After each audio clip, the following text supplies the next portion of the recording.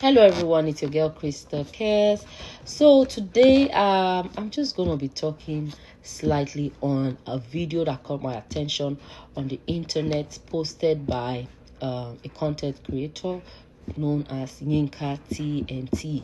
So this video, if you look at it, kindly go and watch it. It really caught my attention.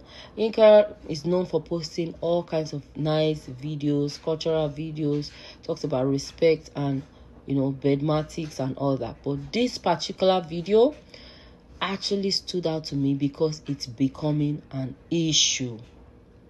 So if you haven't seen TNT before, go on her page, Yinka TNT. I'm able to repost this video or talk about this video because I know the person who posted this video. Yinka, a brief introduction of her. We worked as flight attendants back in Nigeria, then Arik International.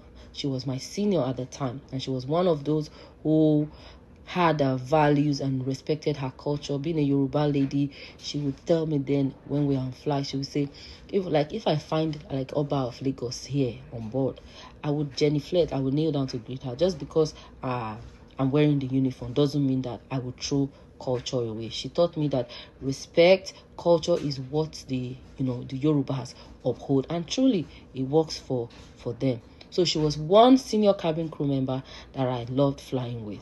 Okay, so that being said, she talked a lot analyzing a video about young teenagers who were proudly talking about where they got their clothes from. They got their clothes from TikTok, and they didn't start mentioning high and mighty big names. Oh, I got my Chanel bag, or I got my Chanel watch, it's worth so million and all that. They were so confident, and they were so confident in what they could afford and presented it nicely. So she was just trying to bring out that this is how most kids who are trained abroad are brought up. They are very contented with what they are able to afford and what they have. They are not one of those kids or some of those kids that will boast about, or they want to show off. I have the wig I'm wearing, it cost about $30 million or 30 million naira, because they want to show off. They are not those kind of kids. They will gladly tell you, oh, I got my wig from Timo and I'm slaying it. That is what they can afford, and they are contented with it. So she's now kind of, trying to say, let's use it to compare most young people back home in Nigeria. A lot of girls have been found to be hookup girls for so-called rich men. So the video itself is to sensitize parents, especially back home in Nigeria. We need to watch out for our kids. What are they doing? Your kid is in school and sending you 100,000 naira, maybe every 2 weeks or every month, and it's supposed to be in school. That is the child you're supposed to be responsible for. You are not asking questions. Your kid is in school and wearing expensive things, buying a Gucci bag worth thousands of dollars. You are not asking questions. How did we go wrong? How and where have we gone wrong? Anyways, for parents, especially back home in Nigeria, watch out. What are you doing? How are you setting examples for your kids? For example, a teenager here, if you maybe they are 17 years old, they are not up to 18. Somebody walks up to them, it could even be some of their schoolmates, and say, oh, hi, I love you, I want to have a relationship with you. They are very fast to let you know, hey, I'm a minor. I am not interested in the kind of relationship that you're trying to ask me. You get? So if you are wise, a child is able to tell you that, oh, sorry, I'm still a minor, I'm not interested in the kind of relationship. Borrow your leg and run. That is how much the kids abroad know themselves. They don't cross their boundaries. A lot of them are so well brought up.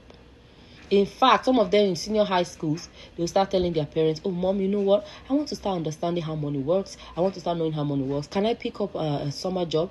They will say, okay, maybe some of them will work in eatery, fast food eatery or fast food, or even like library. They will just pick up something. Oh, I applied to so place. I applied to school for maybe like leisure program. I applied to this. Or at that point, all you need to do for them is just encourage them. Even if it's the minimum wage they get at that time, they are very contented. They are happy that, oh, wow, so this is what my mom does. Because they've seen their parents work so hard. So they're like, oh, this is how my mom makes money. It's not easy. They become more prudent in managing money. They are not folding their hands and telling you, mom, you have to buy me a wig of 2 million naira. If you don't buy me, I'll go and look for it elsewhere. They're not doing that to their parents. They're understanding that you have to work for money, and they start to build themselves. So this is a sensitization video by Yinka Tenny. Go and watch it. Parents in Nigeria, wake up. Wake up. Train your daughters well. Don't train them and make them become liabilities to their husbands. And then all you want to brainwash them to think is, oh, the man is a provider. All you have to do is you be a liability while the man becomes a provider. Not in this age and time. Some of you are so unrealistic. And another thing is that most of our parents are full of lies. We don't tell our children the reality. Everybody wants to front it and say, oh, daddy does everything.